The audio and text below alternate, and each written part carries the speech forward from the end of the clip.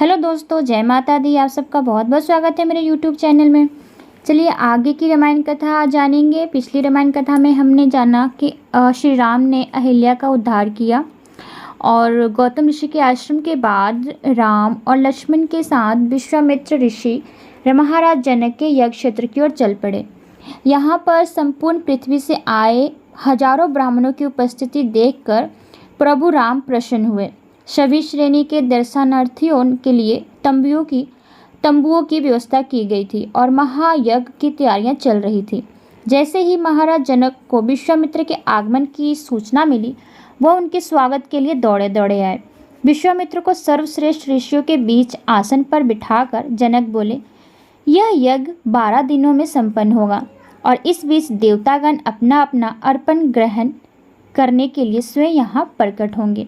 कृपया कर मुझे यह बताएं कि आपके साथ ये दो महान व्यक्ति कौन हैं। इन्हें देखकर ऐसा जान पड़ता है मानो स्वयं देवता मानव रूप में प्रकट हो गए हों।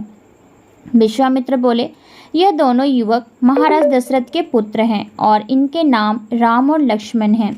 मेरे यज्ञ में विघ्न डाल रहे राक्षसों का संहार करने के लिए मैं इन्हें अयोध्या से अपने आश्रम ले गया था। ये वहाँ पर उस अद्भुत धनुष को देखने आए हैं जिनकी आराधना आप इतने मनोयोग और श्रद्धा के साथ करते हैं।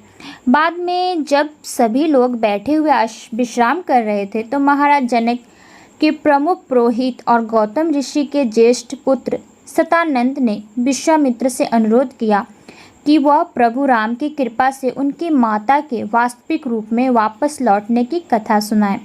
विश्वामित्र ने खुशी खुशी पूरी घटना ब्यौरेवार सुनाई।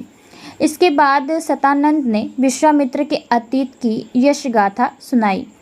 यद्यपि विश्वामित्र एक क्षत्रिय कुल में जन्मे थे, परंतु उन्होंने ब्रह्म ऋषि के उच्च पद को प्राप्त किया।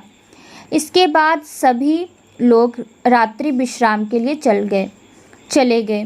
अगली सुबह महाराज जनक ने विश्वामित्र, राम और लक्ष्मण को बुलाया। अत्यंत आदरपूर्वक उन सभी का अभिनंदन करने के बाद वह बोले, मुझे पता है कि आप जैसे महान व्यक्तित्व बिना किसी यथोचित उद्देश्य के यहाँ नहीं आए हैं। कृपया कर मुझे बताएं कि मैं किस प्रकार से आपकी सेवा कर सकता हूँ।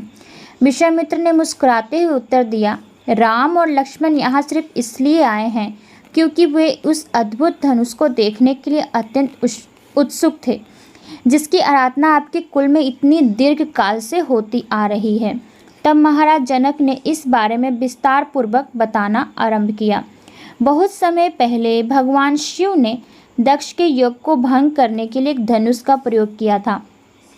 उन्हें यज्ञ का यथोचित अर्पण नहीं दिए जाने के कारण भगवान शिव ने यह धनुष उठाया और देवताओं का संहार कर देने की धमकी दी। यह सुनकर देवतागण अपने होश में लौटे और उन्होंने किसी तरह भगवान शिव को शांत किया और तब भगवान शिव ने देवताओं को अपना धनुष दे दिया। बाद में देवताओं ने मेरे पूर्वज महाराज निमि के ज्येष्ठ पुत्र देवव्रत को यह धनुष सौंपा। धनुष की कथा सुनाने के बाद महाराज जनक ने अपनी पुत्री के बारे में बताना आरंभ किया। उन्होंने बताया कि एक दिन में हवन क्षेत्र को सोने के हल से समतल कर रहा था और तभी मैं हल की एक भुजा में एक शिशु कन्या को देखकर आश्चर्यचकित रह गया।